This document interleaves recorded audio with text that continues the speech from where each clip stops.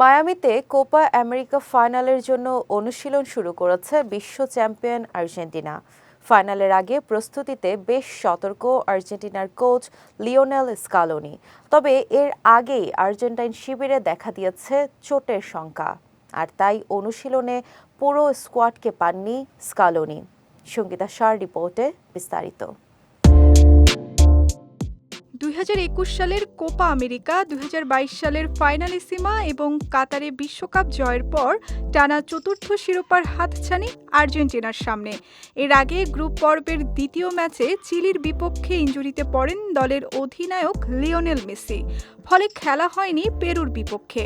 অন্যদিকে ইকুয়েডরের বিপক্ষে কোয়ার্টার ফাইনালে ফিরলেও ছিলেন ছন্দহীন। তবে চোটমুক্ত হয়ে LM10 সেমিফাইনালে কানাডার বিপক্ষে আবারও ফিরে পান ছন্দ। কাজেই কোপা আমেরিকার ফাইনালে তার খেলা নিয়ে আর কোনো শঙ্কা রইল না। এদিকে কানাডার বিপক্ষে শুরুর একাদশে থাকা রাইট ব্যাক গঞ্জালো মন্টিয়েল চোটের কারণে যোগ দেননি অনুশীলনে, আর পায়ের পেশিতে অস্বস্তি অনুভব করায় অনুশীলনের মাঝামাঝি সময়ে যোগ দেন মিডফিল্ডার ভ্যালেন্টিন কার্বনি। এদিকে কলম্বিয়ার বিপক্ষে ফাইনাল আনহেল ডি মারিয়ার জন্য হবে আন্তর্জাতিক ফুটবলের শেষ ম্যাচ, আর তাই ট্রফি জিতে শেষটা রাঙিয়ে দলের অন্যতম সেরা তারকাকে বিদায় দিতে চান আর্জেন্টাইনরা।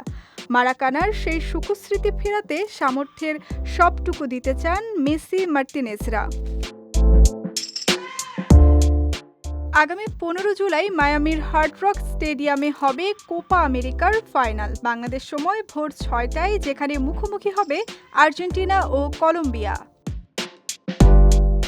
সঙ্গীতা শাহ, বিজয় টিভি, নিউজ ডেস্ক।